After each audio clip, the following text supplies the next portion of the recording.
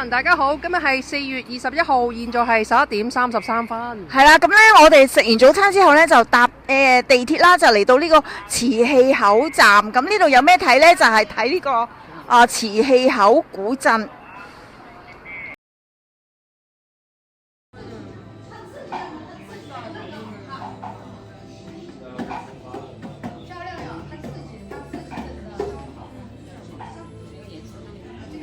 39蚊係細個嗰啲4寸。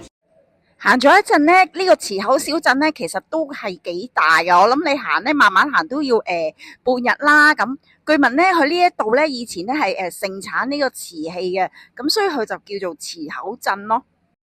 如果呢度咧遊客少啲咧，咁影相啊行咧就會舒服啲咯。同埋佢啲小鋪咧，其實都係嚟嚟去去都係賣嗰啲精品咯。食嘅小食咧都係一樣，都係串燒啊、餃啊、麵啊咁樣咯。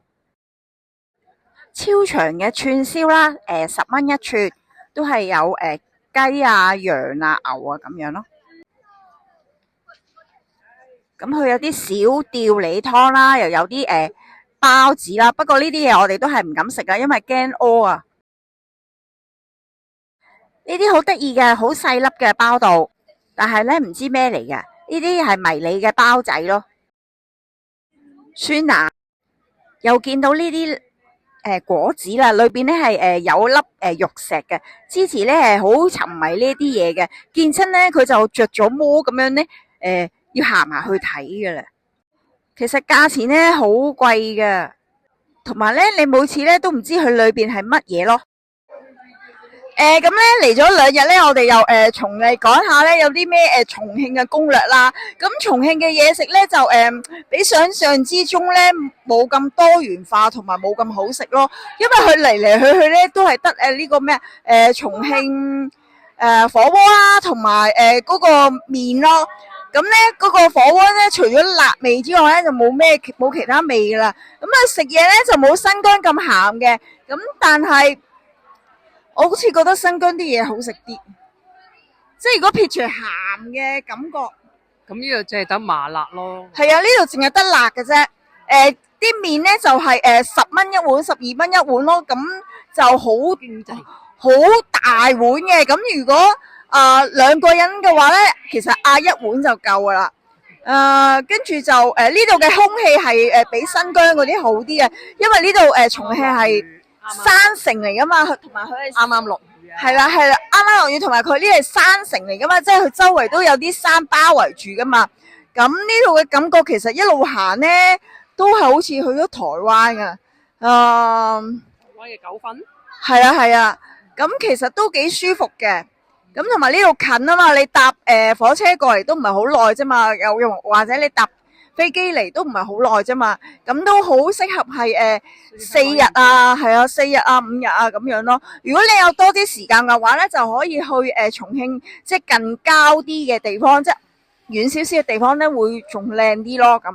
咁呢度就係嗰個磁器口古鎮裏面嗰啲街咯，而家全部都係嗰啲咩啊手信啊，全部都係啲手信嗰啲嘢嚟嘅。因為啲小食啊咁樣咯。咁芝士咧佢又肚屙啊，因為佢咧食得太多辣嘢啊。係啊。咁今日嘅分享就係咁樣啦。我哋聽日咧會搭早車咧去第2度啊。咦，我哋唔可以劇透啊。好啦，係咁啦，拜拜。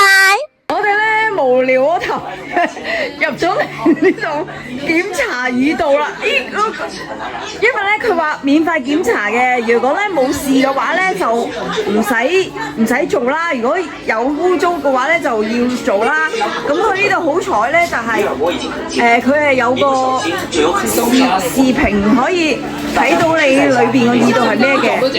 咁同埋哇，你好多耳毛啊！呢個就係芝士個耳窿啦，哎呀，好核突啊！芝士檢查完呢，就要做呢個深層清潔，跟住就輪到我呢做呢個測試啦。咁呢個係我個耳窿啊，其實睇住佢撩呢，其實好得人驚噶，仲塞個鉗入去。咁呢，我哋呢就做完呢個坐耳仔啦。咁呢，95蚊港幣。咁支持你覺得點呢？我非常滿意，因為我去到我嘅耳膜嗰度都搣埋，所以我覺得好啱我心意。同埋佢呢度比較安全，因為佢有個熒光幕睇住咯。但係我就冇叫佢整咁入啦，因為我係好驚啊。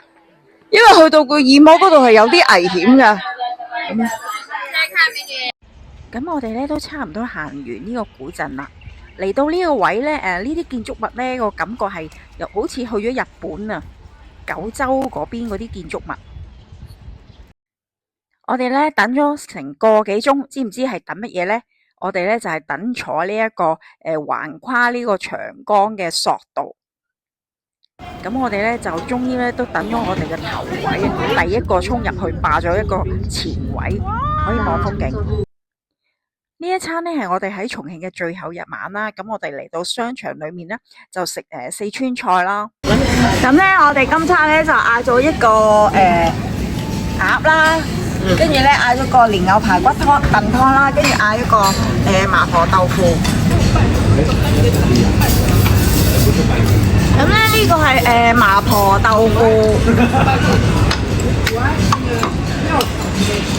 咁咧呢個係甜嘅鴨。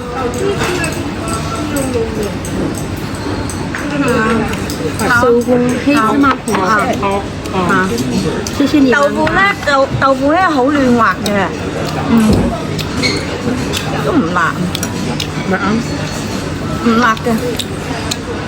啲鴨正常嘅，甜甜地幾好味。跟住咧呢個湯，